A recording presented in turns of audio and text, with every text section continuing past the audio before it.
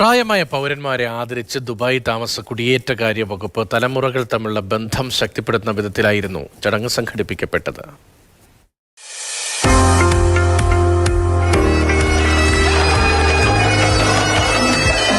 ഒരു കാലത്ത് നാടിന് അമൂല്യമായ സംഭാവനകൾ നൽകിയവർ, വാർദ്ധക്യത്തിൽ അവരെ വിസ്മരിക്കരുതെന്ന ഓർമ്മപ്പെടുത്തലാണ് ഈ ചടങ്ങ്.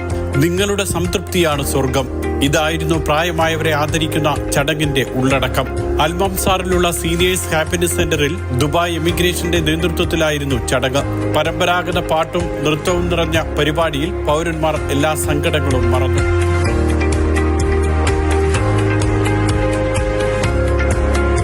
ദുബായ് വിമാനത്താവളത്തിലെ ഇമിഗ്രേഷൻ വിഭാഗത്തിലെ ഉന്നത ഉദ്യോഗസ്ഥരും മറ്റ് മേഖലകളിൽ നിന്നുമുള്ള പ്രമുഖരും ചടങ്ങിൽ പങ്കെടുത്തു.